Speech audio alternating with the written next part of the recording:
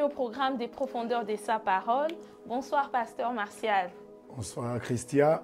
Comment allez-vous ce soir? Ça va par sa grâce. Amen. Nous rendons grâce à Dieu. En tout cas, c'est à lui que nous nous attendons encore ce soir parce que nous venons vraiment comme des instruments par lesquels le Seigneur veut passer pour communiquer sa grâce. Et nous nous attendons vraiment, vraiment au Seigneur au sujet de cette thématique qui est tellement vaste. Oui. Et nous allons l'aborder encore aujourd'hui sans avoir la prétention de pouvoir tout terminer. Parce que c'est le Seigneur lui-même qui connaît la fin. Voilà. Ouais. Et sans plus tarder, si vous le voulez bien, nous allons prier. Ok, très bien. Excellent Père de grâce, nous voulons te dire merci. Merci pour ce moment, merci pour ta grâce, merci pour le privilège que tu nous donnes dans cette thématique. Lorsque le Saint-Esprit viendra, il nous conduira dans toute la vérité. Glorieux Saint-Esprit, tu es déjà venu, tu es là. Car là où deux ou trois sont assemblés en ton nom, tu y es. Et tu es là pour éclairer, tu es là pour apporter la vérité. Tu es là pour enseigner, pour conduire. Conduis-nous ce soir dans le menu que tu as prévu. Amène-nous en profondeur, amène-nous en révélation, afin que, Seigneur, de manifester la volonté du Père, que nul ne le connaisse si ce n'est pas par le Saint-Esprit. Glorieux Saint-Esprit, nous t'abandonnons ce moment. Prends le contrôle du studio de ce moment, du plateau des bien-aimés qui sont en chemin, quel que soit là où ils se trouvent.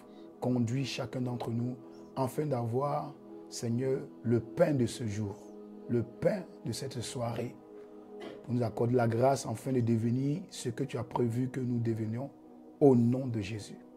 Merci Jésus, merci Abba Père, merci Saint-Esprit, par la présence ce soir au milieu de nous. Nous te recommandons toutes choses et nous bénissons le nom du Seigneur Jésus-Christ. Amen. Amen, amen. Nous saluons tous nos bien-aimés qui sont connectés depuis le Grand-Duché du Luxembourg. En tout cas, de partout où vous êtes connectés, soyez la bienvenue. Et nous vous encourageons à partager le lien Zoom de ce programme afin de bénir une sœur, de bénir un frère, de bénir une famille, voilà, qui a besoin d'en savoir un peu plus, qui soupire après le Seigneur, mais ne sait pas comment faire. Alors, tu peux bénir quelqu'un en lui communiquant ces liens afin qu'il soit connecté ce soir. Depuis la Belgique, vous êtes connectés. Nous vous saluons dans le nom de notre Seigneur Jésus-Christ. Nous bénissons aussi le Seigneur pour tous les bien-aimés qui sont connectés depuis la France, mais aussi depuis l'Allemagne. Soyez bénis et prenez place, soyez confortablement installés. Ne manquez pas d'avoir avec vous vos Bibles, de quoi prendre note. Et assurément, le Seigneur va nous faire du bien ce soir. Amen, amen. Amen. Gloire à Dieu. Moi, je dis amen. Hein? Amen. En tout cas, j'en profite, je ne vous ai pas encore salué, vous tous qui êtes connectés. Vous êtes sur la bonne chaîne. Que le Seigneur vous bénisse abondamment. Amen. Et comme ça a été dit à Marthe à l'égard de Marie, Marie a choisi la bonne part. Amen. Donc vous avez choisi la bonne part. Et cette part ne sera pas ôtée au nom de Jésus. Ce que vous allez recevoir ce soir sera un dépôt pour vos vies au nom de Jésus. Amen. Amen. Et donc vraiment, nous sommes heureux que vous êtes là ce soir. Donc si vous pouvez partager le lien, partagez. Il ne faut pas garder la parole pour soi-même. Il faut la partager afin qu'on devienne une bénédiction. Parce que le fait que vous êtes là ce soir dans cette chaîne, vous êtes déjà bénis. Amen. Voilà. Maintenant, devenez une bénédiction. Amen. Amen. Devenez des éclaireurs, devenez des hommes et des femmes qui apportent des solutions. La solution, c'est la parole de Dieu. Amen. La véritable solution. Amen. Donc, soyez bénis. Donc, restez connectés et n'hésitez pas à poser vos questions. Voilà. Voilà. Vous pouvez vous démuter et poser vos questions, que ce soit dans le chat ou en direct. Vous pouvez poser vos questions. Voilà. OK? Soyez bénis. Donc, on va démarrer. Bon, voilà, pasteur. Bon, comme promis, par la grâce de Dieu, nous avons sur le plateau la version parole vivante. Tu allais dénicher ça où? Voilà, notre libraire bien-aimé, Excelia, nous a livré les Bibles paroles vivantes. En tout cas, ceux qui Combien de copies comme ça? Tu en as plusieurs? Je pense qu'il y en a qui vont vouloir... Oui, donc elle a déjà lancé l'appel pour ceux et celles qui le veulent dépasser leur commande. En tout cas, c'est possible d'obtenir la Bible version parole vivante ici à ICC Luxembourg. Amen. Gloire à Dieu. Nous rendons grâce à Dieu. Et donc, nous sommes dans la parole de Dieu, dans Jean 16. Depuis mercredi dernier, pasteur, ça. nous abordons la question d'une vie de prière efficace. Une vie de prière qui produit des résultats. C'est à quoi tout le monde, tout enfant de Dieu soupire. C'est-à-dire quand il voit quelqu'un prier et ses prières sont exaucées. Ah, mais pourquoi moi, mes prières ne sont pas exaucées? Tout le monde veut que ses prières soient exaucées. Mais cela ne peut pas se faire sans l'aide, sans l'assistance de la personne la plus importante qui est le Saint-Esprit. Exactement. C'est de ça qu'il s'agit. Il s'agit de lui, il s'agit du Saint-Esprit. Amen. Voilà. Et donc nous allons redécouvrir ou découvrir, mais nous allons, par la grâce de Dieu, il va nous conduire encore ce soir parce qu'il est là. Amen. Amen. Donc on peut repartir sur le texte de base afin de pouvoir plonger nos regards dans la parole. D'accord. Donc, nous lisons déjà la version parole vivante. Quand même, on a sur oui, le plateau. Donc, vas-y. Voilà. Nous sommes dans Jean 16. Nous lisons jusqu'à quel verset, pasteur, vous voulez que je lise? On s'était arrêté, La dernière fois, on avait lu jusqu'au verset 15. Oui. Ouais, tu peux t'arrêter jusqu'au verset 15. D'accord. Après, on va reprendre la partie que lorsque Jésus est en train de faire l'interprétation. Exactement. Ouais. Okay. Donc, nous lisons au nom du Seigneur Jésus. Je vous ai dit tout cela, donc ça c'est Jésus qui parle, pour que votre foi ne faiblisse pas et que vous soyez préservés de toute chute. Car l'on vous exclura des synagogues et même le moment viendra où tous ceux qui vous feront mourir s'imagineront rendre service à Dieu en lui offrant ainsi un culte qui lui soit agréable. Ils en arriveront là parce qu'ils n'ont jamais vraiment connu ni mon Père ni moi. Je vous ai annoncé tout cela d'avance pour que le moment venu, vous vous rappeliez que je vous l'ai prédit. Je ne vous en ai pas parlé au début parce que j'étais encore avec vous. Mais maintenant, le moment est venu pour moi de retourner auprès de celui qui m'a envoyé. Et aucun de vous ne me demande où je vais. Pourtant, à cause de ce que je vous ai dit, la tristesse a envahi vos cœurs. Mais, et c'est la pure vérité que je vais vous dire, si je m'en vais, c'est pour votre avantage. En effet, si je ne m'en allais pas, le conseiller divin ne viendrait pas vers vous. Il est donc préférable pour vous de me voir partir, car alors je vous l'enverrai. Quand il sera venu, il prouvera à ceux qui vivent dans le monde la réalité du péché, de la justice et du jugement. Il leur fera d'abord prendre conscience de leur péché qui consiste à refuser de croire en moi. Il leur montrera ensuite de quel côté est la justice, en leur révélant que je m'en vais auprès du Père, lorsque vous m'aurez perdu de vue. Enfin, il leur ouvrira les yeux au sujet du jugement divin, puisque le dominateur de ce monde est d'ores et déjà condamné. J'aurai encore beaucoup de choses à vous dire, mais elles seraient au-dessus de votre portée. Pour le moment, vous n'êtes pas en mesure de les comprendre. Quand l'Esprit de vérité sera venu, il vous conduira vers la vérité tout entière, car c'est ce qu'il dira, il ne le tirera pas de son propre fond, il répétera seulement ce qu'il aura lui-même entendu et vous annoncera ce qui doit arriver. Sa mission sera de manifester ma gloire, car il puisera dans ce qui est à moi et vous le communiquera. Tout ce que le Père possède m'appartient à moi aussi. Voilà pourquoi je viens de vous dire, il puisera dans ce qui est à moi et vous le communiquera. Amen. Amen. Wow. Vraiment, j'aime bien la version parole vivante. Elle est vivante. Oui. Amen, amen. Amen. Très bien. Alors, donc, pasteur, la fois dernière, on avait commencé déjà, vous avez expliqué, vous êtes resté, vous avez insisté sinon sur les 3 choses les plus importantes que le Saint-Esprit vient faire, selon ce que Jésus vient de déclarer tout à l'heure. La première chose, c'est la conviction du péché. Oui. La conviction du péché, dont tout chrétien doit marcher avec. Oui. C'est ça qui fait la différence de la manière dont nous sommes venus au fait à Christ et qui va nous permettre bien sûr de tisser cette relation avec la personne du Saint-Esprit. Très bien. Et vous avez aussi pris le temps d'aborder aussi le point sur la justice. Donc, lorsque nous nous approchons de Dieu, ce n'est pas pour être justifiés, mais en vérité, c'est parce que nous sommes justifiés que nous pouvons nous approcher de Dieu, notre Père. C'est ça. En résumé un peu ce que nous avons pu aborder la semaine dernière sans pour autant entrer dans tous les détails. C'est ça, c'est ça. Ok, très bien. Voilà. Est-ce qu'il y a des questions? Ou bien on peut directement continuer? Je pense qu'on peut déjà continuer et entre-temps, s'il y a des questions, nous les prendrons au fur et à mesure. Très bien.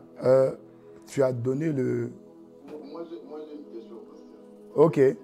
Vas-y. Il est dit que le Saint-Esprit convaincra les mondes dans les... En fait, j'aimerais savoir la conviction du péché qu'apporte le Saint-Esprit. Il apporte à ceux qui n'ont pas cru en Christ, c'est seulement au monde, aux païens ou bien aussi aux chrétiens. Très bonne question. Ça, c'est une très bonne question. C'est au monde, aux païens, aux chrétiens, c'est à qui? Hein? C'est à qui? Ok. Donc, c'est quoi maintenant le point pour savoir c'est à qui il parle? C'est quoi l'élément qui permet de savoir de qui il parle? Il a parlé de quoi? Je pense que c'est là. Il a dit que lorsque le consolateur viendra, il vous convaincra, il convaincra le monde. Et dans la version Parole vivante, il dit, il prouvera à ceux qui vivent dans le monde la réalité du péché. À ceux qui vivent dans le monde. Maintenant, qui vit dans le monde? Ok. Mais le point, c'est d'abord, il faut comprendre c'est quoi le monde. Ok. Je pense qu'on avait fait une étude. On a déjà beaucoup abordé. On a fait une étude sur le monde, hein? Oui. Éphésiens. Hein? Normalement, tout le monde devait être en mesure de dire quelque chose à ce sujet. Sur le monde, en fait. Le monde, Romain aussi a parlé de ça. Comme étant un système. Voilà. Système de pensée. Ne conformez pas au siècle présent, mais soyez transformés par le mouvement d'intelligence afin de discerner quelle est la volonté de Dieu. Ok? On a dit que le monde ici, c'est pas la terre avec un globe qu'il faut voir comme un monde. Voilà. Un monde, c'est tout un écosystème, c'est toute une manière de voir, c'est toute une philosophie. Et ce monde-là est régi par des lois, des manières de faire, des conceptions qu'on appelle des systèmes de pensée. Ok? Voilà. C'est les systèmes de pensée. Et ces systèmes de pensée-là, c'est ce qu'on appelle... C'est pour ça que la Bible dit que le monde est sous la puissance du malin. Quand il dit le monde est sous la puissance du monde, ça ne veut pas dire que la terre, vous ne voyez pas la terre de manière naturelle, que la terre sous la puissance du diable. Non, on ne parle pas. On parle de la manière de raisonner. On parle de l'idéologie des personnes, les pensées des gens, ou qu'on appelle le courant des pensées, sont influencés par l'ennemi. Et c'est ce monde-là qu'il a commencé à influencer dès le jardin d'Éden en manipulant Ève pour pouvoir attaquer Adam. Et il ne s'est pas arrêté là. Et il s'est construit un monde, un système de pensée, une influence. Vous me suivez? Ok? Donc, il faut comprendre que quand maintenant, le monde là, c'est pas seulement l'extérieur. C'est pour ça que Jésus, après, il donne un exemple sur le monde. Il dit que nous sommes dans le monde, mais on ne fait pas partie du monde. Ok? Si on me fait une étude sur le monde, hein? Voilà. Mais il faut comprendre que le monde, c'est un système de pensée. OK? Le monde aussi peut être vu un peu comme un lieu où on s'aime. Comme une terre où on s'aime. Mais pas une terre naturelle, une terre spirituelle. C'est-à-dire une atmosphère. OK?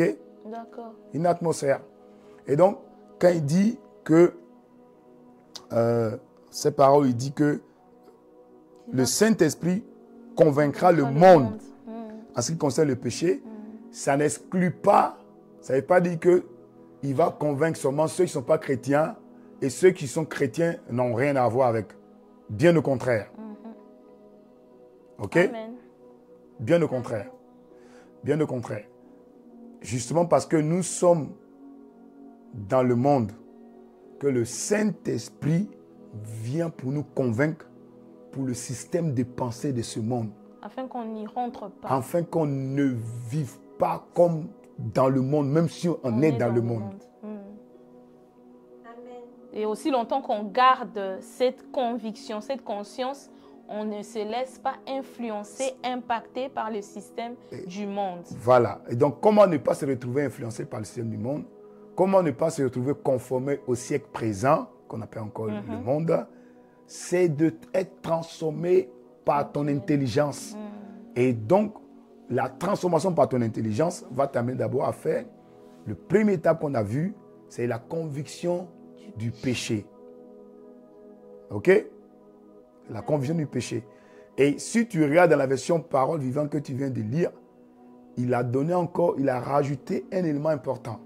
Pourquoi le Saint-Esprit vient convaincre par rapport au péché? Pourquoi? Parce qu'il a été, il a dit parce que. Ouais, vas-y, tu peux le lire.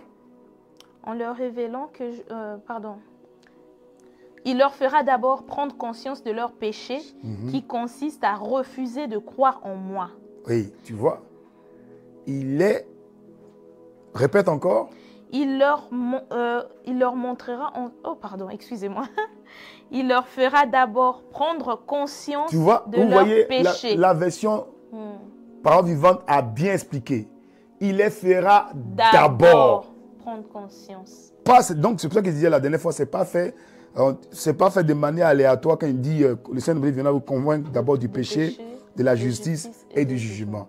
Il ne peut pas avoir justice si d'abord on n'a pas fait l'état des lieux pour pouvoir être convaincu du péché. Donc d'abord, il vient pour convaincre. Et il dit par rapport au fait de ne... ce qui les empêche de croire. Oui, vas-y, lis. Il leur fera d'abord prendre conscience de leur péché qui consiste à refuser de croire en moi. Qu'est-ce qu'il dit? Il dit, il les fera prendre conscience de leur péché. Et ce péché-là, c'est quoi? C'est ce qui consiste à ne pas croire en Jésus. Romains chapitre 1, chapitre 2 explique encore que Dieu a fait de telle manière que tout être vivant va savoir que Dieu existe. Mais c'est nous-mêmes de manière délibérée qu'on n'accepte pas d'entrer. On rejette de croire en lui et de croire à autre chose. On refuse le fait qu'on a besoin d'un sauveur. C'est ça. Depuis que le monde est rentré dans cette tohu-bohu, on a besoin d'être sauvé, d'être ramené au Père. Pourquoi les gens refusent de croire qu'ils ont besoin d'un sauveur? Parce qu'ils n'ont pas encore la conviction du péché. Voilà. Ok, Rudy? Et donc, je pense, pasteur, aussi que pour un enfant de Dieu qui perd cette conviction du péché pendant sa marche, voilà. Il va se retrouver en train, comme on dit, apostate, au fait. Oui. Il va se retrouver, être toujours en train de croire qu'il est dans le Seigneur, mais sa vie est déjà séparée de Dieu parce qu'il marche non plus selon la volonté de Dieu, mais conformément au monde. Conformément au monde parce qu'il n'a plus la conviction, du péché. Et c'est ce que le diable a commencé avec. On repart encore dans Genèse. Il a dit, Dieu a dit à Adam et à Ève, si vous mangez de l'arbre de la connaissance du bien et du mal, vous mourrez. En d'autres termes, vous serez séparés. OK? Et lui, il vient, il dit,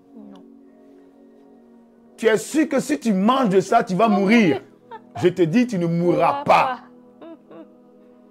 Donc, il vient pour enlever le doute de la conviction de péché. De ne pas croire qu'il n'y a, il n'y a pas de conséquences. Il n'y a pas de conséquences. Est-ce que vous me suivez? Et donc, c'est ça. Et donc, cette conviction de péché-là amène les gens à ne pas croire. Voilà pourquoi la Bible dit que Dieu veut que tous soient sauvés et parviennent à la connaissance de Jésus. Ou encore de la vérité. Car Jésus est la vérité. La vérité, amen. Et la première vérité est laquelle? La vérité est que si tu continues à vivre cette vie-là, tu vas directement à l'abattoir. Et que tu es séparé de ton but ultime pour lequel tu avais été créé et amené sur cette terre. C'est ça. Et donc l'ennemi fait croire à autre chose que de faire croire que c'est qui est la vérité. Donc la première conviction, c'est d'abord la conviction du péché. Et cette conviction du péché t'amène automatiquement la croyance à Jésus-Christ comme Seigneur et Sauveur. Et comme j'aime bien le dire, on ne sauve que quelqu'un qui sait que il a besoin d'être sauvé. Il a besoin d'être sauvé. On ne sauve que quelqu'un qui sait qu'il est en danger. Tant que tu n'es pas conscient que tu es en danger, tu n'as pas besoin d'appeler le 112. Amen. Amen. Est-ce que vous me suivez? Voilà. Donc, voilà un peu le monde et voilà un peu pourquoi, en quelques mots, la conviction du péché est beaucoup importante. C'est ce qui t'amène à croire. Donc, de rien.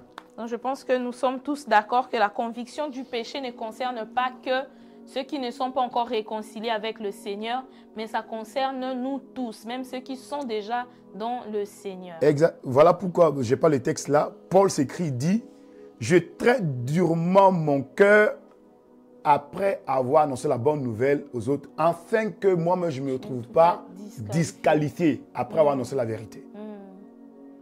Wow. Ok? Et donc, c'est quoi? C'est-à-dire que lui-même s'assure que lui-même, il est convaincu du péché. Parce que tu peux être un bon théoricien et puis toi-même ne pas faire ce que tu dis. Amen. C'est facile de tomber comme ça dans ce piège-là. Ok? Voilà. Amen. Amen. Donc, okay. on va continuer, pasteur. On va continuer. Ce n'est que le point A. Voilà. Donc là, il s'agissait de la conviction de péché. Et après, qu'est-ce que dit encore le Seigneur? Donc on va lire à partir du verset 8. Quand il sera venu, il prouvera à ceux qui vivent dans le monde la réalité du péché, de la justice et du jugement. Il leur fera d'abord prendre conscience de leur péché qui consiste à refuser de croire en moi. Il leur montrera ensuite de quel côté est la justice, en leur révélant que je m'en vais auprès du Père lorsque vous m'aurez perdu de vue. Enfin, il leur ouvrira les yeux au sujet du jugement divin, puisque le dominateur de ce monde est d'ores et déjà condamné. Oui. Donc, le point ici, on a parlé du premier point, c'est la commission du péché. Deuxième, c'est la justice.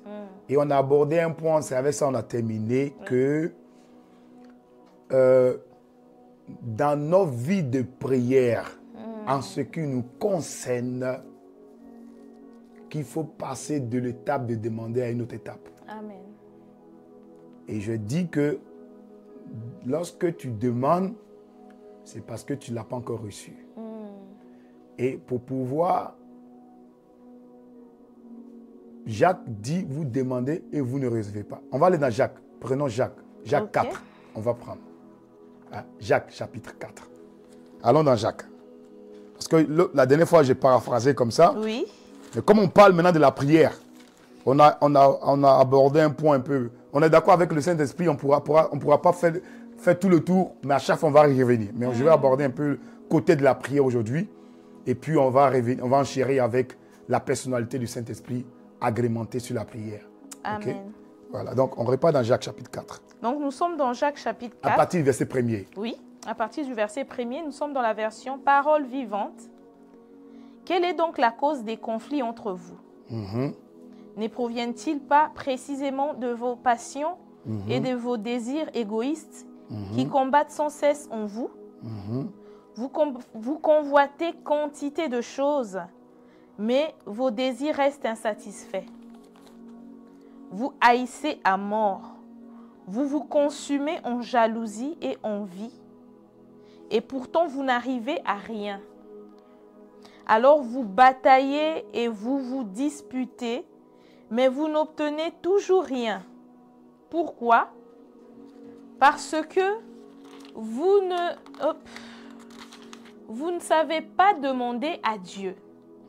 Ou bien lorsque vous demandez, vous n'êtes pas exaucé parce que vous priez dans de mauvaises intentions. Vous ne cherchez qu'à satisfaire votre désir insatiable de plaisir. Amen. Amen. Okay. Amen. Amen. Amen. Amen. Il donne un point important ici. On va lire encore d'autres textes.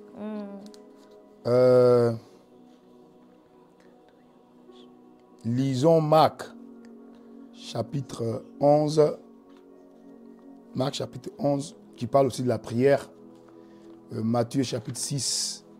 Marc 11, verset 24, qui parle de la prière. Matthieu, chapitre 6, verset 5 au verset 7, qui parle de la prière aussi. Et là, je vais aborder le volet prière. J'ai parlé du volet Seigneur. On va aborder le volet prière un peu. On y va. Oui, vas-y. Ok. Donc, nous sommes dans Marc 11. Marc 11, verset 24. C'est pourquoi je vous le déclare. Lorsque vous demandez quelque chose dans vos prières, quoi que ce soit que vous demandiez, croyez que vous l'avez déjà reçu et cela vous sera accordé.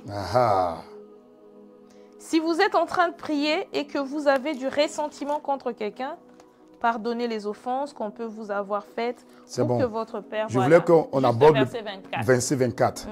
Réponds encore. C'est pourquoi je vous le déclare.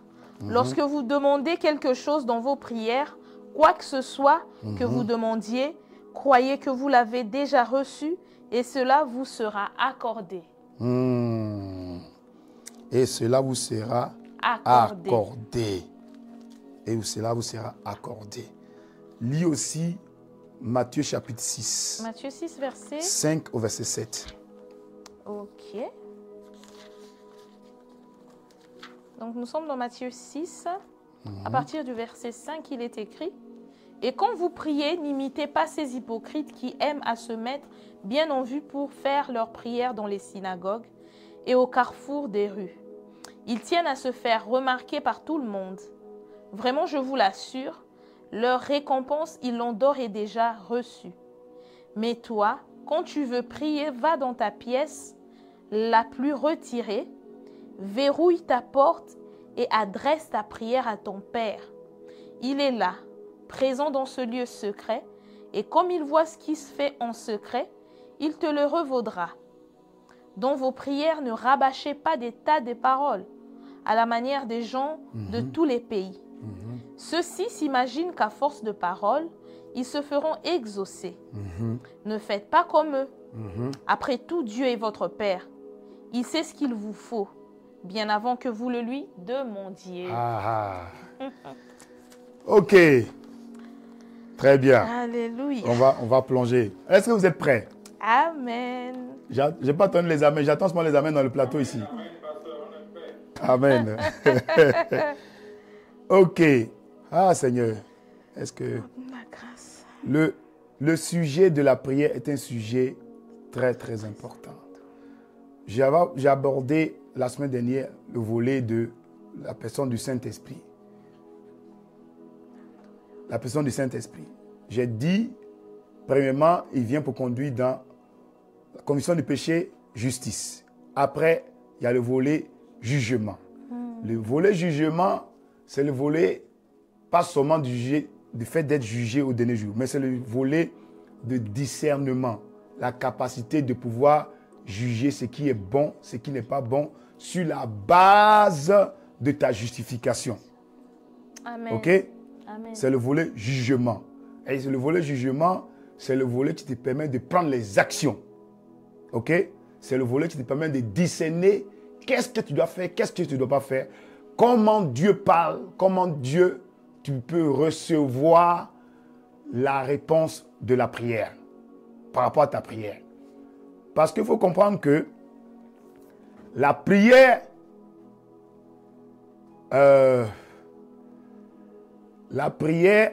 c'est le moyen par lequel on fait un lien, un chemin, une connexion. La prière en elle-même n'exauce pas. Non. La prière en elle-même n'est pas ce qu'on cherche. Amen. La prière, parce que tu peux prier et puis ne pas être exaucé. D'ailleurs, on connaît. Beaucoup sont trouvés dans le cas comme ça. D'ailleurs. Mais la prière, il faut comprendre que la prière a été illustrée, a été montrée dans les références bibliques. C'était dans Genèse 26. Lorsque Jacob est allé se coucher dans un lieu qui était un lieu consacré par ses pères, où il y avait un autel qui a été bâti.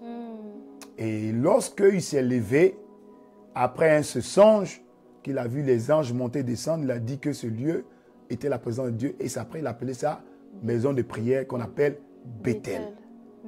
Ok? Amen. Donc, il faut comprendre.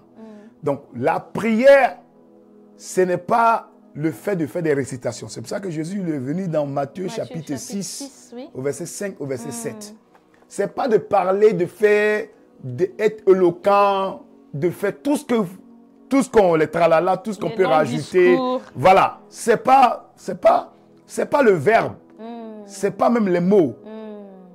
La prière, c'est l'art du chemin. Amen. La prière, c'est l'art du chemin. Et donc, avant de pouvoir expliquer, je vais d'aller en profondeur par rapport à Jacques et à Matthieu et Marc. Il faut comprendre que quand on va prier, la prière n'est pas le but. Amen. Ok? Amen. Mais la prière est le moyen par lequel on met une fréquence, on rentre dans une connexion pour pouvoir être entendu afin d'être répondu. Voilà. Est-ce que vous me suivez? C'est mettre donc dans la disposition d'un émetteur et d'un récepteur. Quand l'homme parle à Dieu, il le fait par la prière. Mais quand Dieu parle à l'homme, ce n'est pas la prière. Non. Amen. Ok, Seigneur. Quand l'homme parle à Dieu, il est en train de prier. Mais quand Dieu parle à l'homme, ce n'est pas la prière. Non. Donc Dieu ne prie pas. Car la prière est le moyen pour pouvoir entrer en communication avec le divin. Ou encore avec son créateur. Dans notre contexte. Ok? Mais quand Dieu te parle, tu n'es plus dans la prière. Tu n'es pas dans l'atmosphère de la prière. Tu es dans une autre atmosphère. On appelle ça l'atmosphère de la communion. Parce que quand tu pries, ce n'est pas Dieu qui parle. C'est toi qui parles à Dieu. Ok? Et ça, tu es en train de prier. Mais quand Dieu te parle, tu n'es pas dans la prière. C'est toi qui écoutes. C'est toi qui écoutes et donc tu es dans la communion. C'est-à-dire que après avoir établi la connexion, la chaîne, trouver le chemin, parce que nous ne savons pas comment il convient de prier selon Romains chapitre 8, verset 25. Vous savez pas combien de prier. Et le Saint-Esprit, non, verset 16, pardon. Oula. Le Saint-Esprit lui-même prie en nous par des soupirs inexprimables. OK? Pour établir la connexion. Mais une fois que la connexion est établie, maintenant Dieu parle. Là, tu n'es plus dans la prière, tu es dans la communion. OK. Ah, il y a beaucoup à dire ici, oh. Seigneur Jésus, aide-nous. Qu'est-ce qui fait que il est important, qu'est-ce qui fait que les prières ne sont pas exaucées? C'est que le but de notre acte d'aller prier s'arrête à la prière. Alors que la prière, pour qu'elle soit complète, il doit y avoir un échange. Vous me suivez, non? Il doit y avoir un échange. Et donc, si je reviens dans le contexte de Jacques, Jacques dit dans le chapitre 4 au verset 1er, d'où viennent les luttes? D'où viennent les querelles parmi vous? N'est-ce pas vos passions qui combattent dans vos membres? Ok?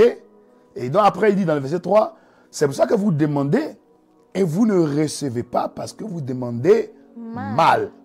Dans le but de satisfaire vos passions, vos passions, comme il est dit ici dans le verset 1er, n'est-ce pas vos passions qui combattent dans vos membres? Et le verset 3 nous dit, vous demandez, vous ne recevez pas, parce que vous demandez mal dans le but de satisfaire vos passions, dont je paraphrase, qui combattent dans vos membres. Ok? Quand on vient vers Dieu pour prier, j'ai dit la dernière fois que c'est pour ça que la première chose pour pouvoir venir, d'abord, il faut la conviction du péché. La conviction du péché et de la justice. Quand tu es convaincu de péché et qu'après tu as eu la conviction de la justice, ça t'amène à venir devant Dieu avec assurance. Et ton assurance vis-à-vis d'un cœur qui a été sondé par Dieu. Me suivez, non? Amen. Sondé par Dieu, par son esprit. Ok? T'amène à avoir une libération au niveau de tes membres. Parce que tes passions qui combattaient dans tes membres, tes querelles, parce qu'il dit, hein, d'où viennent les luttes, d'où viennent les querelles parmi vous? N'est-ce pas vos passions qui combattent dans vos membres? Et donc, tes passions qui combattaient dans tes membres, lorsque tu es en communion avec l'Esprit du Seigneur, tes combats-là sont résolus par la conviction du péché, la justice et le jugement. Et donc, qu'est-ce qui se passe? Marc nous dit qu'est-ce qui se passe? Il y a un cessez-le-feu, il y a un pardon, il y a une rémission des fautes. Et Marc dit, qu'on a lu tout à l'heure, Marc chapitre 11, là, le 24 nous dit, tu peux lire encore le 24. C'est pourquoi je vous le déclare, lorsque vous demandez quelque chose dans vos prières, quoi que ce soit que vous demandiez, croyez que vous l'avez déjà reçu. Voilà, vous l'avez déjà reçu. Et cela vous sera accordé. Verset 25. Si vous êtes en train de prier et que vous avez du ressentiment contre quelqu'un, voilà maintenant. Pardonnez les offenses qu'on peut vous avoir faites. Qu'est-ce qui s'est passé pour que quelqu'un qui est en train de prier vient en lui un ressentiment, un sentiment? Il dit, quand vous êtes en train de prier, le relis encore. Si vous êtes en train de prier et que vous avez du ressentiment contre quelqu'un. Oui. Vas-y. Pardonnez les offenses qu'on peut vous avoir faites pour que votre Père qui est dans les cieux vous pardonne lui aussi vos offenses. Vos offenses, oui, continue. Mais si vous ne pardonnez pas, votre Père qui est dans les cieux ne vous pardonnera pas non plus vos offenses. Vos offenses. Et après? Après, il rentre dans un autre sujet. Il retourne à Jérusalem. Ok, très bien. Très bien. Ok, c'était dans l'autre. Donc, ça, c'était Matthieu. Donc, Luc, il explique un peu différemment. C'est pas grave. La lutte dans les membres, c'est ça. Wow. Avant d'aller dans la prière, il y a ces 3 éléments-là qui doivent être mis en action. Qui va t'amener à recevoir avant que tu reçois. Amen. 1, c'est la conviction du péché. 2, c'est la justice. 3, c'est le jugement. Ok? Les 3 là travaillent ensemble par le Saint-Esprit. Et ça fait que, c'est ce que Marc dit tout à l'heure, que ça fait que si tu es en train de prier, que tu t'en rends compte, tu ressens. Mais le ressenti là, c'est pas juste un ressenti qui est arrivé comme ça, à point nommé. Non, c'est le travail de l'Esprit qui est en toi. Appelé le Saint-Esprit, qui est en train de mettre une conviction par rapport à là où il veut t'amener pour pouvoir être en communion afin que le Père te réponde. Et donc tu dois d'abord résoudre ces problèmes. Tu dois d'abord résoudre. Sinon, tu ne peux pas recevoir du Père. Est-ce que vous me suivez? Amen. Donc tu dois résoudre ça.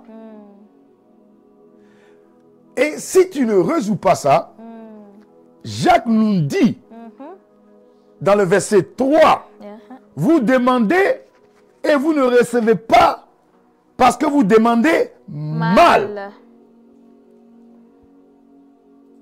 Parce que vous demandez mal. Dans le but de satisfaire vos passions qui sont dans vos membres, qui combattent. Et du coup, tu ne peux pas recevoir. Parce que avant de recevoir de Dieu, tu dois d'abord avoir reçu. Parce que Matthieu 5, 6, il est dit. Suivez-moi, hein, on est en train d'aller quelque part. Matthieu 6, verset 5 et 6. Et quand vous priez, n'imitez pas ces hypocrites qui aiment à se mettre bien en vue pour faire leurs prières dans les synagogues et au carrefour des rues. Oui. Ils tiennent à se faire remarquer par tout le monde. Vraiment, je vous l'assure, leur récompense, ils l'ont d'ores et déjà reçue. Mais toi, quand tu veux prier... Il a donné ici un élément important même par rapport même à une prière négative. Négative, oui. Est-ce que vous me suivez? Réponds à cette petite partie-là. Ils tiennent à se faire remarquer par tout le monde. Vraiment, je vous l'assure, leur récompense, ils l'ont d'ores et déjà reçue. Il dit, ils tiennent à se remarquer par tout le monde. Ça veut dire qu'ils ont une manière de se présenter. Elle est négative, hein? Mais elle cache une vérité très très importante.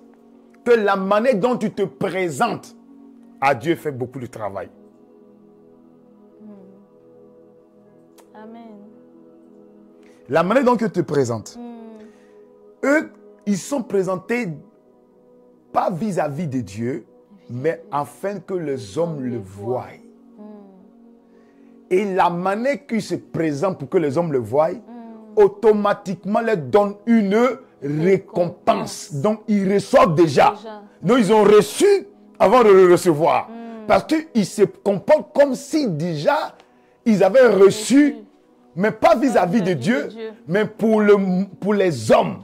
Donc, ainsi, comme ils se présentent comme s'ils avaient reçu de la part des hommes, automatiquement, ils reçoivent des hommes. C'est ça, l'approbation des hommes, tous des éloges et tout. Voilà. Mais c'est une vérité très importante. Hein? Et donc, il dit maintenant pour toi, le chrétien, quand tu vas te prier, va dans ta chambre. Va dans le lieu secret. Verrouille ta porte. Le lieu secret, on connaît bien. Le lieu secret, ce n'est pas ta chambre. Le lieu secret, c'est ton cœur.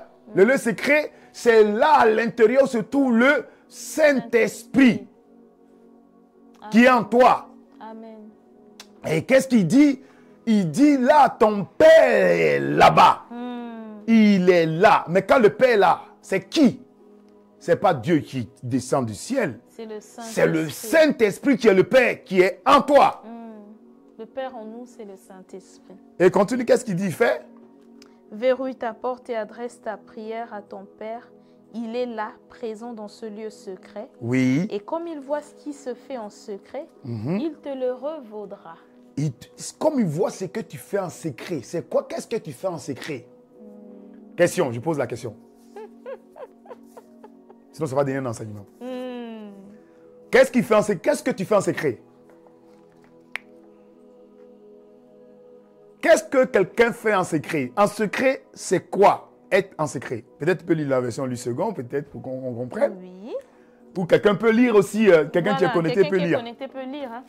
La version Semeur, ton Père qui est dans le secret. C'est quoi le secret?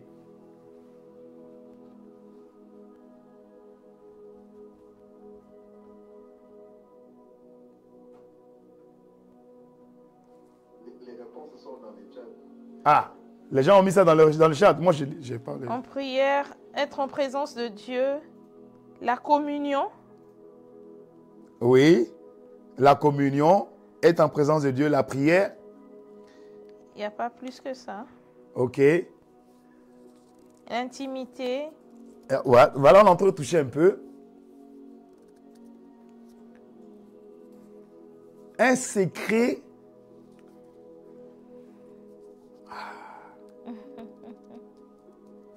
Un secret, quand on dit quelque chose est un secret, c'est une vérité profonde. Quand on dit quelque chose est un secret, c'est-à-dire est un élément qui fait que la personne est ce qu'elle est. Si on te dit, tu connais mon secret, ça veut dire, forcément, on va dire, le secret de ma réussite, le secret de ma joie, le secret de mon assurance. C'est-à-dire sur quoi, sur lequel je suis établi. Je suis fondé. Le secret, c'est la fondation. Le secret, c'est ce qui a créé, qui fait que ce qu'on voit est. Si on te dit, tu connais le secret de, ce qui, de la recette de Coca-Cola, ben, c'est une formule qui est cachée. Pourquoi? Parce que c'est ce qui fait que le goût est ce qu'il est. Ok? Amen. Non, le secret, c'est ce qui est le siège. Ce qui, de là, découle. On peut dire que le secret est aussi comme la fondation, l'appui. La chose que si on le sait, tout se croule. Un peu comme Samson. Qu'est-ce qui a fait que Samson est fort? Son secret, c'était ses cheveux. Ok? Mais on voyait ses cheveux étaient là. Mais personne ne savait que c'était ça. Ok? Ça dit, c'est quoi la personne s'appuie pour être ce qu'elle est. Et donc, du coup, quand la parole dit, quand je dis dans sa parole, va dans le lieu secret, là où est ton Père, il est en train de dire, va à la source, va avec sincérité, va en toi-même, va dans ton cœur, où là où se trouve l'Esprit du Seigneur, va en communion avec le Père. Et donc, dans le secret, on est authentique, on est vrai, on ne peut pas faire semblant. Est-ce que vous me suivez? Il n'y a pas de maquillage. Et dans le secret, il continue dans le texte, là, il dit, là se trouve ton Père qui sait déjà ce que tu vas dire. Est-ce que vous me suivez? Amen. Et donc, dans le secret, il y a la vérité qui est exposée, qui illumine ton cœur, qui donne le reflet de ton être. Est-ce que vous me suivez? Amen. Et donc, quand tu es dans le secret, ta prière passe de la prière à la communion. Parce qu'il y a maintenant un échange qui est établi. Parce que dans le secret, tu dépasses la dimension de aller demander pour recevoir.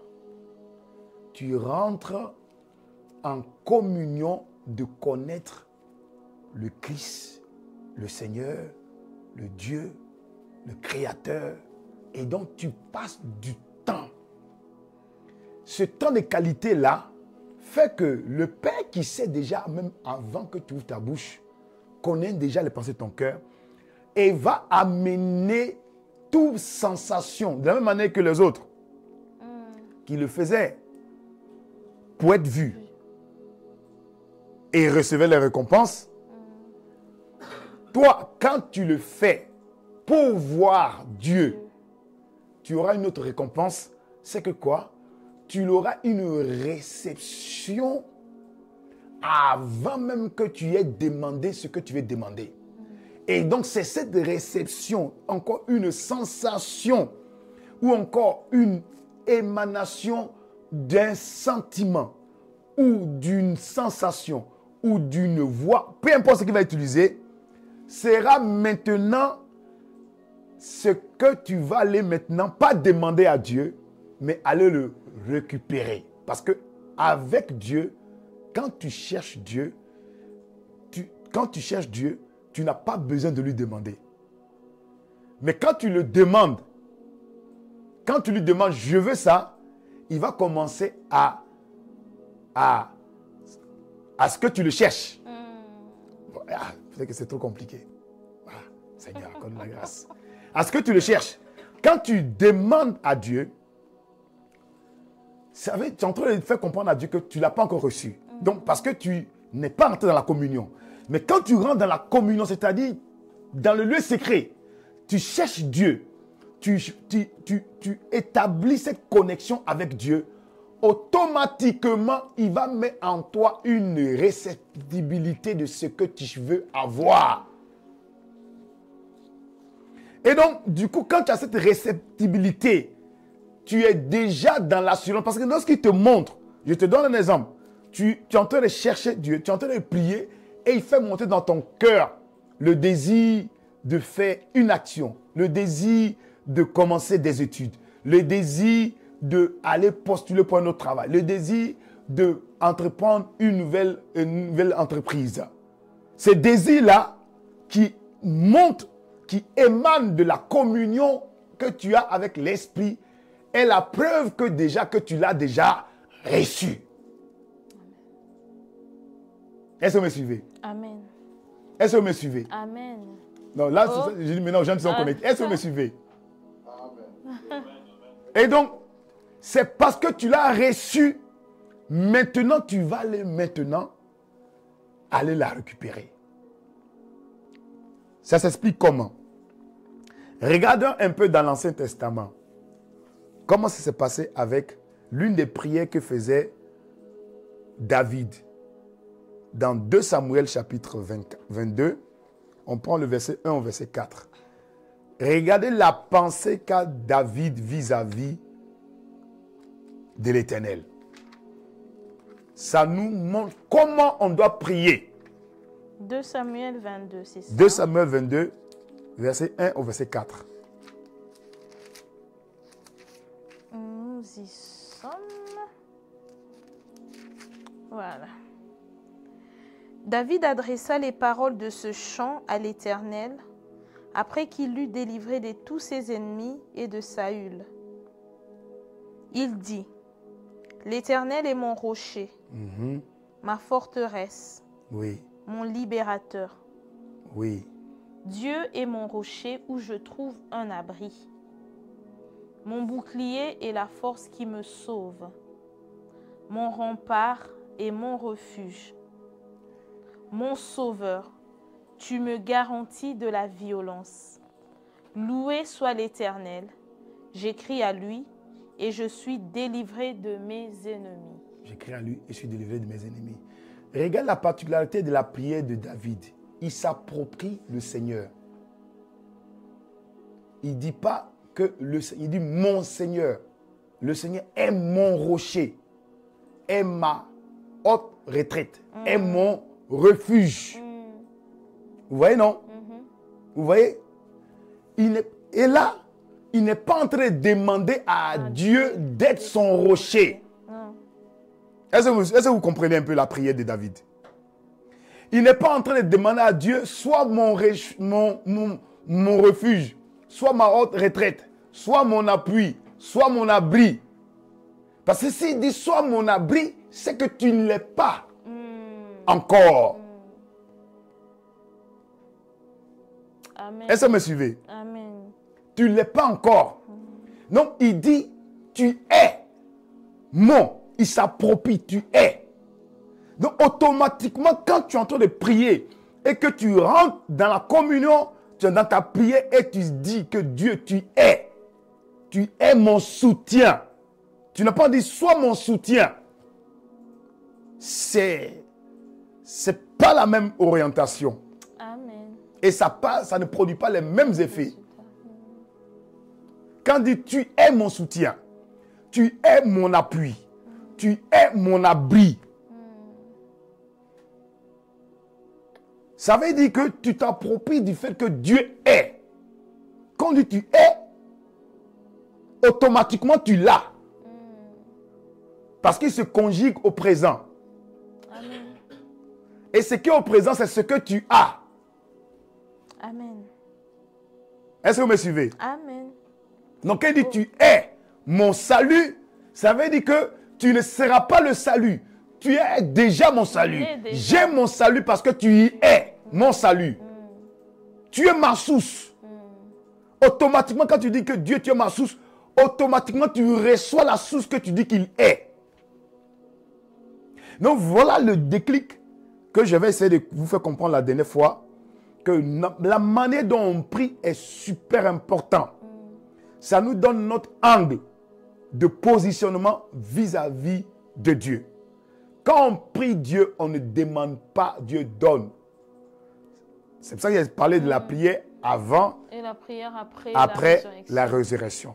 Mais regardez même cette prière de David qui n'est même pas dans la résurrection, mais il avait déjà compris. Comme le dit le Pépé, il opérait déjà dans la dimension voilà. de la grâce. Est-ce que vous me suivez? Amen. Et donc, il avait déjà compris. Et donc, c'est pour ça que quand on prie, cet élément est très, très important. De déjà se projeter. Amen. Déjà se projeter que ce qui va sortir de nos cœurs dans la présence de Dieu, c'est Dieu qui parle. Est-ce que vous me suivez? Et donc, ce qui vient dans la présence de Dieu, c'est pas toi, c'est Dieu qui te répond. Parce que tu es déjà dans une atmosphère qu'on appelle la présence de Dieu. Et donc, c'est pour ça que quand tu approches de lui, la Bible dit et que il faut être conscient que Dieu existe. Amen. Et qu'il rémunère ceux qui les cherchent. Qu'il existe. Et donc, Marc expliquait que, Marc 11, verset 24, expliquait que lorsqu'on prie, il faut déjà se projeter du fait qu'on a déjà reçu avant de recevoir. Ok? Amen. Mais il parle de lorsqu'on vient à Dieu, lorsqu'on prie Dieu. Donc, au fait, quand tu pries Dieu, il ne faut pas rester dans l'attitude de demander à Dieu. Exactement. Quand tu dis Dieu donne, tu n'as pas compris. Tu n'as pas encore compris. C'est-à-dire, même si tu avais des besoins, même s'il y avait des choses que tu constates qui ne sont pas encore manifestées dans ta vie, du moment que tu viens dans la présence de Dieu, tu dois déjà être dans la disposition du cœur que je les ai déjà. Pourquoi? Éphésiens chapitre 1 explique. Exactement. Éphésiens chapitre 1, prenons même le verset 1 ou verset 3, il explique. Tu peux le lire si tu veux. Il dit qu'on est béni. Hein? Nous avons été bénis de toutes sortes de bénédictions dans les lieux spirituels à Jésus-Christ. Hein? Tu peux le lire. Hein? Oui, je vais juste le trouver. Et c'est un facteur très très important. Amen. Oh là.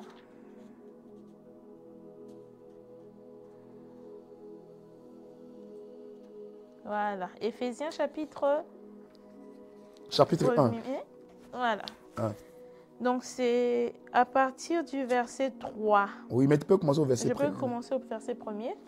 Paul, choisi par Dieu pour être apôtre, c'est-à-dire ambassadeur de Jésus-Christ, salue tous les chrétiens qui sont à Éphèse et en tout lieu où cette lettre sera lue. Tous ceux qui croient en Jésus-Christ et lui sont fidèles. Que Dieu notre Père et le Seigneur Jésus-Christ vous donnent la grâce et la paix. Loué soit Dieu, le Père de notre Seigneur Jésus-Christ, qui nous a comblés par l'Esprit de toute la plénitude. Regardez ce qu'il dit. Verset 2 nous dit, loué soit Dieu, le Père de notre Seigneur Jésus-Christ, qui nous a comblés, ou encore qui nous a bénis.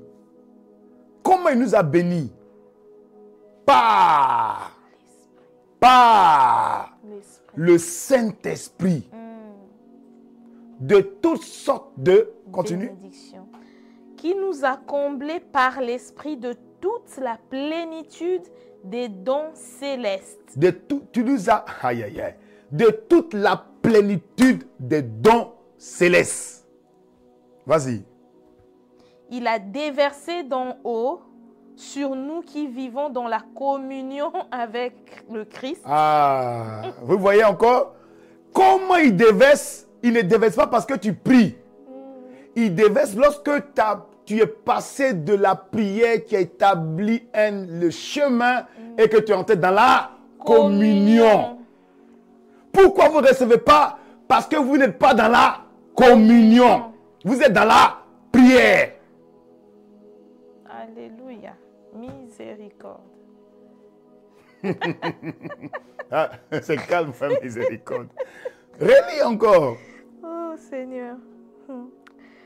Loué soit Dieu le Père de notre Seigneur Jésus-Christ, qui nous a comblés par l'Esprit de toute la plénitude des dons célestes. Il a déversé d'en haut sur nous qui vivons dans la communion. Il a déversé d'en haut pour une catégorie de personnes. Cette catégorie de personnes, c'est la catégorie qui communie de temps en temps, mais qui vivent. Wow. Qui vivent. Demeure dans la communion. Qui vivent. Pas qui visitent.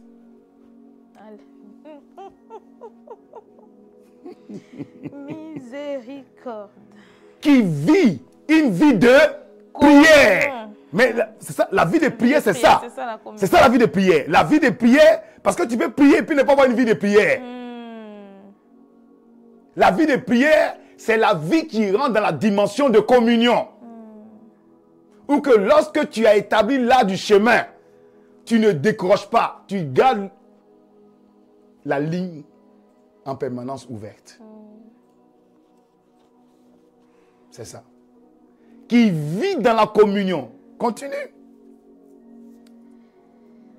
Il a déversé d'en haut sur nous qui vivons dans la communion avec le Christ.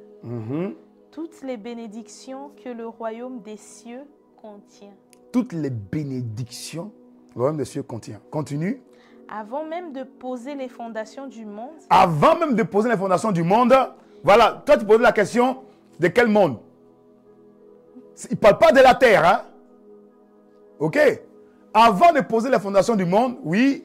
Il nous a choisis en Christ. Il nous a choisis en Christ. Pour que nous vivions une vie sainte et irréprochable sous son regard. Oui. C'est dans quel verset là? Ah, tu as déjà passé le verset 3. Oh, oui. Bon. Voilà, non, c'est la version. Ok. Oui, amen, amen, amen. Alléluia. Gloire à Jésus. Dans la version du second, nous dit que Dieu nous a bénis de toutes sortes de bénédictions dans les lieux célestes en Jésus-Christ. Aïe, aïe, aïe, aïe, aïe, aïe, aïe. Est-ce que quelqu'un comprend? Ah là là là là. On va aller dans second, hein, peut-être. Oui, tu peux prendre peut-être second. Si vous avez besoin de quelques détails. Donc, dans second, je lis le verset 3. Béni soit le Dieu et Père de notre Seigneur Jésus-Christ. Oui. Qui nous a bénis de toute bénédiction spirituelle dans les lieux célestes en Christ. Verset 4. En lui, Dieu nous a choisis avant la création du monde pour que nous soyons saints et sans défaut devant lui. Amen. Amen. Amen. Amen. On continue ou... Non, non, c'est bon. C'était mon point, c'était ça le point. Dieu a béni de toutes sortes de bénédictions dans une catégorie de personnes qui vivent dans la communion, dans la commune union, dans la même union. Parce que nous avons été bénis dans le céleste en Jésus-Christ et nous sommes assis à la droite du Père en Jésus-Christ. Mais cet établissement d'être assis à la droite du Père en Jésus-Christ est pour une catégorie de personnes qui sont dans la communion ou qui vivent dans la communion. C'est cette catégorie de personnes-là que Jésus a dit, tu es pierre. Et si cette pierre, je bâtis mon église et les portes de séjour de l'enfer ne prévaudront point contre elle. Je bâtis mon église. Et c'est sur cette catégorie de personnes qu'il a dit, je te donne les clés du royaume. Tout ce que tu liras sur cette terre sera lié dans les cieux. Tout ce que tu délies sur cette terre sera délié dans les cieux. Parce qu'en vérité, quand tu es en commune union avec Jésus, là où est Jésus, tu es. Et étant donné que Jésus est au-dessus de toute principauté, de toute domination, de toute chose, de tout nom, parce qu'il est assis à la droite du Père, et à la droite du Père, il n'y a rien qui peut être au même niveau que lui. Et donc du coup, quand tu es assis à la droite du Père, en Christ, tu n'as plus besoin de demander. Parce que c'est le supérieur qui bénit l'inférieur, selon Hébreu. Et donc pour demander, il faut qu'il y ait quelqu'un en haut. En haut et toi en bas. Mais quand tu es assis à la droite du Père et que tu as cette conscience, tu n'as pas besoin de demander au Père. Tu as juste besoin d'être conscient de la dimension dans laquelle le Père t'a opéré, t'a placé. Voilà pourquoi Éphésiens, dans le verset 18, il continue en disant, je prie que le Saint-Esprit illumine les yeux de vos cœurs, afin que vous sachiez, afin que vous connaissiez. Et donc, lorsque tu pries Dieu, lorsque tu es en communion avec Dieu, Dieu ne va pas te dire, tiens, Dieu te montre et te donne une révélation de sa connaissance qui peut venir comme un réma, qui peut venir comme une parole de connaissance, qui peut venir comme une sagesse, qui peut venir comme une intelligence. Amen. Est-ce que vous me suivez? Et cette intelligence-là, elle est faite pour toi pour exercer sur tout ce qui est sous tes pieds. Car il a placé tout sous tes pieds. Amen. Est-ce que vous me suivez? Amen. Et donc, tu dois connaître ta position vis-à-vis de Christ. Que lorsque tu es entré en prière, c'est une ascension, c'est un décollage par une fusée Ariane appelée Saint-Esprit. Et dès que tu décolles et que tu es dans le décollage, car nous ne savons pas comment prier, et le Saint-Esprit soupire en nous. Lorsque tu es dans la prière, par l'Esprit, il te fait décoller. Et dans le décollage, en même temps que tu décolles, tout ce qu'il va te voir faire miroiter, il va te faire voir qui monte en toi, et soit il va te dire, il y a un problème, tu vas sentir, tu vas voir une image d'une personne qui vient dans ton visage, prie pour telle personne. Donc, c'est pas dit que tu vas commencer à demander au Père. C'est la sensation qui te monte dans le cœur par rapport à cette personne. Tu prends autorité s'il y a autorité à faire. Tu demandes grâce si tu dois demander grâce. Tu demandes miséricorde si tu dois demander miséricorde. Là maintenant, c'est là maintenant que tu demandes. Pas pour toi. Pas pour toi. Mais pour la personne. Là maintenant, tu te tiens la brèche pour demander. Car Dieu dit, je me cherche une personne qui va se tenir à la brèche afin que je ne détruise pas la ville. Mais je ne trouve personne. Waouh. Et non, donc maintenant, ta juridiction est d'en haut. Et c'est d'en haut que tu délibères pour les affaires terrestres. Et c'est là maintenant que tu demandes, soit justice soit faite, compassion soit faite, Et si tu dois demander, ce n'est pas demander à Dieu. Tu demandes aux oppresseurs qui tenaient la captivité de cette personne de relâcher sa vie, de libérer. Je demande justice. Je demande que ce dossier soit bouclé maintenant. Je demande que ce frère soit libéré maintenant. Et quand tu es en train de parler à la créature, c'est une autre dimension. Alléluia. Amen. Est-ce que vous me suivez? Wow, c'est silencieux. Oui, oui, c'est méditatif. C'est méditatif. Donc, il faut comprendre que quand tu es en train de prier, tu n'es plus sur terre. Tu es dans les cieux. Et ta dimension pour demander ne doit pas être Père, donne-moi le mariage. Père, donne-moi le travail. Père, donne-moi l'argent. Le Père va te donner une instruction divine qui vient comme une parole de connaissance. Une sagesse. Et la sagesse, ce n'est pas une prière. C'est un message dans la prière. Est-ce que vous me suivez? Ok? Amen. Est-ce que vous me suivez? Donc, quand on entend de prier, voilà l'attitude qu'il faut avoir. Quand on entend de prier, on demande, tu veux le mariage? Tu n'as pas demandé au papa, je veux me marier. Tu veux l'argent? Non, non, non. Non. Tu dois monter. Quand tu montes, ainsi, quand tu tournes le regard vers le bas, tu vois maintenant où se trouve. Et là, tu vas sentir, pas forcément que tu vois le frère que c'est lui. Tu vas descendre pour aller libérer une personne. Tu vas descendre pour demander pardon à une personne.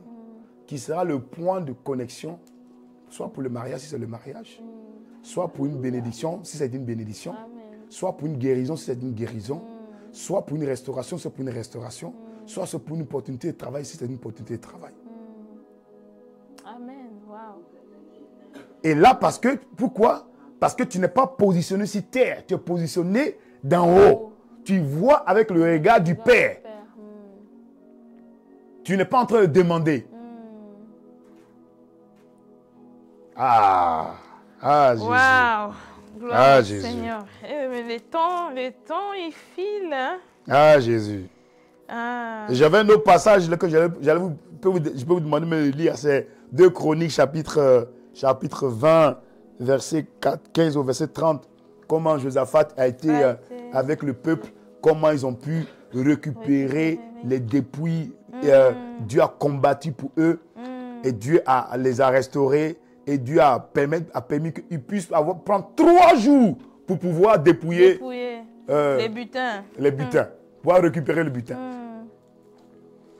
Alors que quand ils regardaient d'un axe, ils voyaient la terreur. Mais lorsqu'ils sont montés de l'autre côté, ils ont vu que de l'autre côté de la vallée, que Dieu avait déjà fait le travail. Amen. Bon, le temps ne me permet pas de rentrer là-bas. Mais ça, c'est la pas. prière, ça. C'est la prière qui fait ça. Donc la prière te fait permettre de monter. Parce que c'est une histoire de chemin. Donc quand tu montes dans le chemin de la prière, tu vas à un niveau élevé. Et c'est de là que tu as un niveau élevé. Le Père te dit maintenant, regarde, qu'est-ce que tu vois? Tu ne t'attends pas à Dieu parce que Dieu est déjà en toi. Maintenant, tu vas parler à la circonstance. Tu ne vas pas parler à Dieu qui déplace la montagne. Mais ce qui est intéressant, si vous lisez le texte de 2 Chroniques là, et plusieurs textes, comment Dieu opère, même avec Josué par exemple, vous allez voir que Dieu va vous envoyer dans le camp adverse. Dans le camp et il va vous dire que c'est lui qui va combattre. Mais en même temps qu'il dit que c'est lui qui va combattre, mais vous combattez, mais c'est lui qui combat en vous. Et donc quand Dieu veut faire, il va le faire, mais tu as l'impression que c'est toi qui fais. Mais c'est lui qui fait en toi. Amen. Et comme il arrive à le faire, c'est par rapport à la perception que tu as de lui vis-à-vis de la situation. Et par rapport aux actions qu'il va te demander de poser à l'instant T. Exactement. On se rappelle les murs de Jéricho.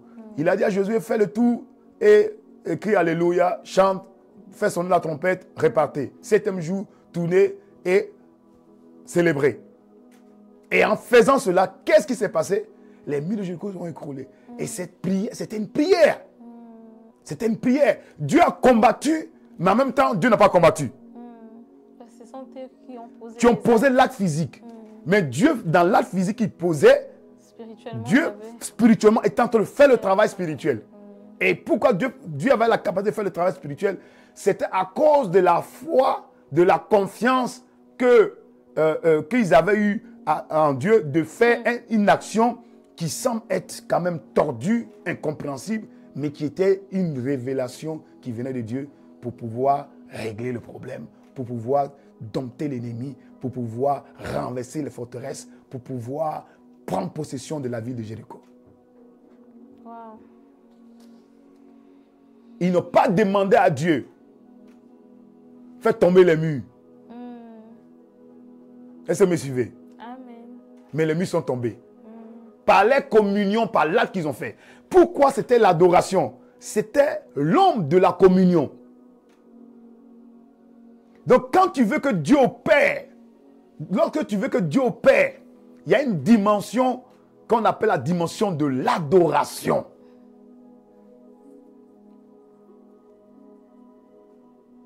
Et donc, c'est une dimension de prière plus. Tu ne vas pas juste prier parce que quand on peut aller prier sans adorer.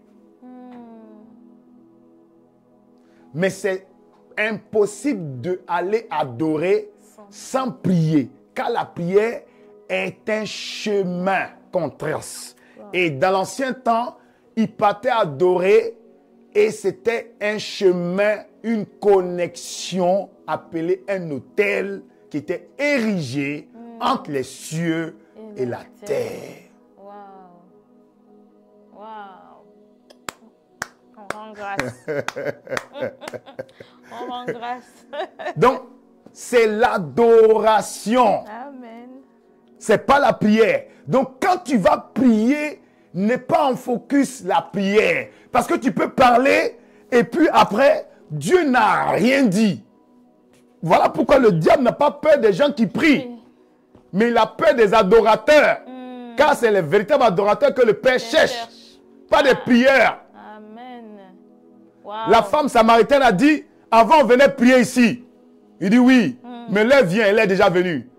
Qu'on ne priera plus ici, ni là, ni telle montagne, mais que les véritables adorateurs, pas des prieurs, vont adorer Dieu en esprit et en vérité.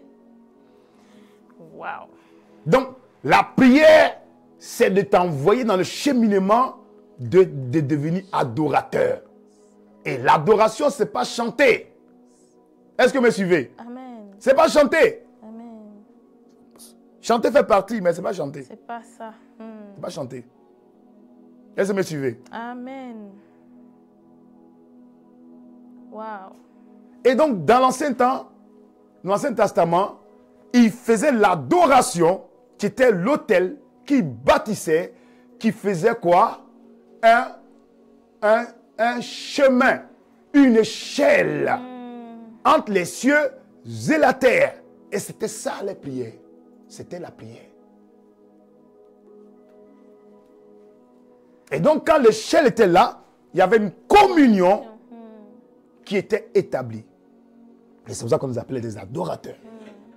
Ce n'était que l'ombre, en fait. Voilà.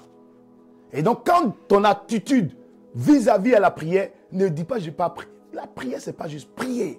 La prière, c'est l'élément, c'est la clé qui permet d'entrer dans l'adoration. Beaucoup viennent prier, ils prient. Après, on va prier. Qu'est-ce que Dieu a dit? Rien. D'ailleurs, même à force de prier de cette façon, tu n'avances pas. Parce que tu pries.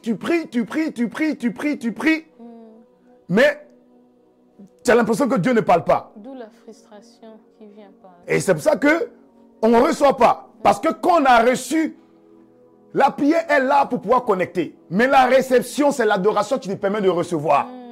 Donc, si tu pries et que tu n'as pas les moyens pour pouvoir réceptionner après la prière, tu as l'impression que tu n'as pas reçu.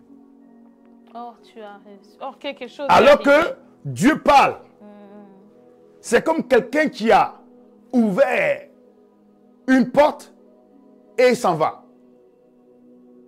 C'est comme tu as tracé un chemin et la personne oublie le chemin. Et donc, si tu pries après avoir établi la connexion, ce n'est pas juste pour établir la connexion, c'est pour que tu reçoives. Mais il faut comprendre que lorsque tu reçois, tu n'es plus dans la dimension de prière. Tu es dans la dimension de communion. Et ça se passe comment? Tu vas prier le matin, avant de te lever, tu vas prier. Seigneur, je veux ça, je veux ça, je veux ceci. Et la réponse qui va venir, la réponse ne sera pas forcément lorsque tu es en train de prier en langue. Et que non. La réponse peut venir avec un SMS sur ton téléphone. La réponse peut venir avec une personne qui passe dans la rue. La réponse peut venir en lisant un livre. La réponse peut venir au travail pendant une réunion. La réponse peut venir à chaque moment. À n'importe quel moment. Amen. Donc c'est au fait la disposition, l'attitude après ce moment-là qui est aussi déterminante. Il n'y a pas un après ce moment. Disons. Oui, effectivement. Quand on part prier, on part pour connecter. À plusieurs reprises, on a demandé à Jésus où tu es parti. Il dit, je suis allé prier. Il commençait par la prière. Pourquoi? Parce qu'il fallait établir la connexion. Si vous avez regardé la manière dont en journée, quand Jésus, ses actions qu'il menait, Jésus ne priait pas. Parce qu'il l'avait déjà fait. Il avait déjà prié. La connexion est déjà Il avait déjà établi la connexion. C'est maintenant que la connexion est établie qu'il descend. Voilà. Et quand il descend, il opère dans cette connexion. Et maintenant, il peut voir le malade. Il dit, tes péchés sont pardonnés. Oh, on dit, depuis quand ce cas-là, il pardonne les péchés? Parce que ce n'est plus lui qui parle. C'est le Père qui parle. Parce qu'il a établi la connexion. Et il demeure dans la connexion. Donc, il ne descend pas de manière spirituelle. Il descend physiquement parce qu'il doit aller descendre vers le peuple. Mais c'est parce qu'il est déjà monté que maintenant il peut régler les affaires du monde. Est-ce que vous me suivez? Amen. Wow. Et donc, quand il descend, quand il voit le malade, il ne dit pas, au nom du Père, sois guéri. Il dit, ok, tes péchés sont pardonnés. Ta foi t'a sauvé. Oppression démoniaque. La Bible, il les chasse. Il dit, sors, dégage. Il ne dit pas, au nom du Père qui m'a envoyé, je commande au nom de Jésus. Moi j'étais dans le piège aussi. Hein? Donc, moi, je ne me répands. Jusqu'à ce que l'Esprit me dit, pourquoi ça ne marche pas? Parce que tu n'as pas compris. Et donc, maintenant, je ne prie plus comme ça. Oui. Je ne prie plus comme ça. Donc, j'ai compris que avant de venir sur l'humain, tu dois être le divin pour l'humain. Parce que l'humain n'obéit qu'au divin. Tu ne peux pas être au même niveau que la création, puis parler et la création va t'obéir. Il faut que tu sois Dieu pour la création. Mais pour que tu sois Dieu pour la création, il faut que tu sois établi. Et tu montes vers le Père. Quand dans la prière, et quand tu es en communion avec le Père, tu gardes le satellite. Tu gardes la connexion, le GPS. Maintenant, tout ce qui vient sur ton chemin, la Bible dit les pas du juste sont conduits par Dieu. Tout ce qui vient sur ton chemin, quand tu rentres dans une maison, tu dis paix soit sur cette maison. Est-ce que vous me suivez? Quand il y a un problème, tu dis esprit impur, dégage. En fait, tu ne dis même plus au nom de Jésus. Il y a une question, pasteur. Oui. Et ça, c'est la dernière, hein? Oui. Parce qu'il est l'heure. Maintenant, comment demeurer dans cette connexion? Comment demeurer dans cette connexion? On le verra la semaine prochaine.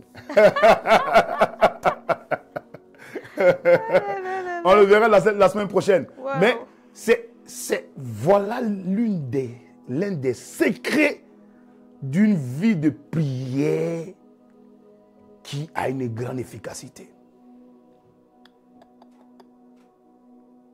Les chrétiens prient et ne reçoivent pas parce qu'ils restent dans le domaine de la prière et ne rentrent pas dans un autre domaine de la communion. Communion permanente. Et la communion, j'ai dit et je répète, c'est comme une union, la même union, donc tu es au même niveau. Quand tu es déjà au même niveau, tu n'as pas besoin de demander. Tout ce qui passe par le Père passe par toi et tu déclares comme le Père déclarait. Quand tu es en communion, quand tu arrives au travail, tu dis, je déclare paix au travail. Tu parles comme Dieu dans le travail. Tu ne vas pas dire, papa, je te demande d'intervenir pour cette réunion. Non, ça c'était quand tu devais établir la connexion. Mais une fois que la connexion est établie, tu demeures dans la connexion. C'est comme ça que ça se passe. Et qu'est-ce qui te permet de demeurer dans la connexion? C'est parce que tu l'as déjà reçu par l'établissement de la connexion. Tu n'as pas besoin encore de recevoir parce que une fois que tu rentres en prière par la connexion du Saint-Esprit, la connexion est déjà établie et quand il est déjà établi, tu l'as déjà reçu et c'est le Saint-Esprit qui est le conducteur de ta vie. Il te conduit maintenant chaque pas, chaque mouvement, chaque action de la journée. Et tu deviens maintenant une bénédiction, une lumière, un sel qui impacte, une manifestation de la gloire de Dieu au quotidien. Que ce soit ton partage au nom de Jésus. Amen. Alléluia. Amen. Que la main du Seigneur soit sur toi au nom de Jésus. Amen. Que les écailles sortent tombent de tes yeux au nom de Jésus. Amen. Toi qui depuis tu priais, tu n'arrivais pas à rentrer dans cette dimension d'avoir la réception de tes prières, par ce soir, par cette connexion, j'enlève le voile. J'enlève le voile d'incrédulité, le voile du péché, le voile de la condamnation. Car il n'y a plus de condamnation pour tous ceux qui sont en Jésus-Christ. Seigneur, je te rends grâce pour les bien-aimés qui ont été connectés ce soir. Les vies de prière transcendent. Les vies de prière changent. Les vies de prière est métamorphosée par la connexion et la conviction qu'ils ont de toi. Parce que Seigneur, à partir de maintenant, Seigneur, nous n'allons plus demander comme des gens qui n'ont pas reçu. Nous, Seigneur, avant même que nous demandons, tu as déjà reçu.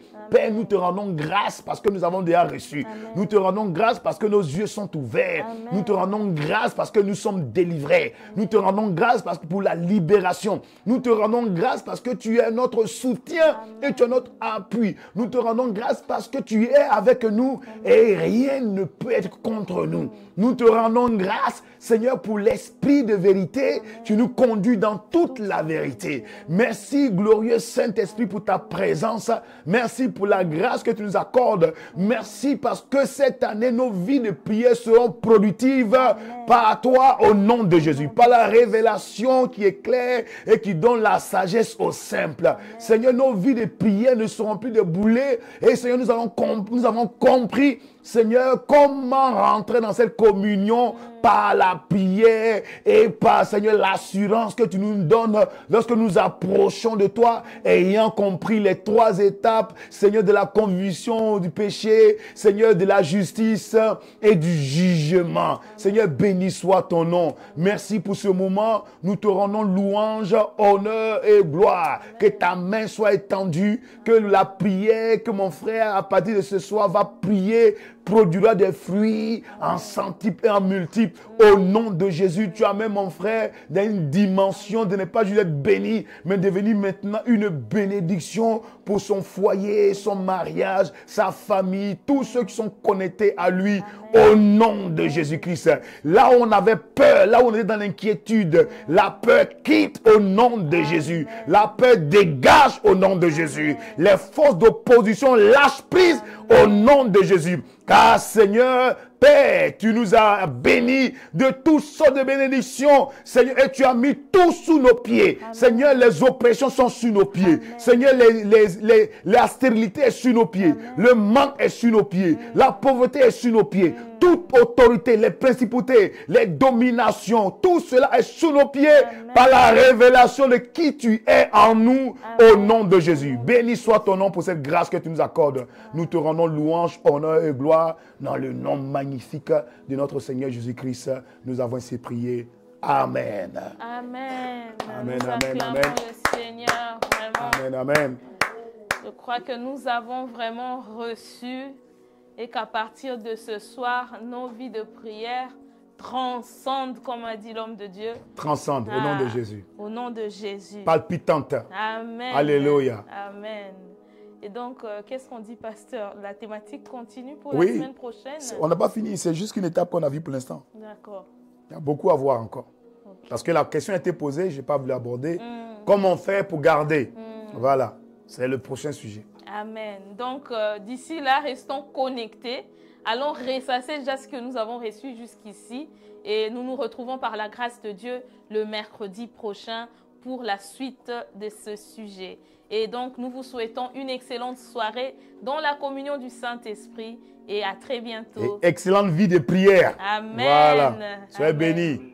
Nous vous aimons de l'amour du Seigneur. Et à la semaine prochaine. À la semaine prochaine. N'oubliez pas, on va le mettre sur YouTube. Déjà, la session précédente, elle sera mise sur YouTube. Et celle-ci aussi va suivre bientôt. Donc, n'oubliez pas de partager, de liker et surtout de vous abonner à notre chaîne YouTube. À notre chaîne YouTube. Voilà. Soyez bénis. On est ensemble, on gagne ensemble. God bless you. Amen. Bonne soirée. Bonne soirée.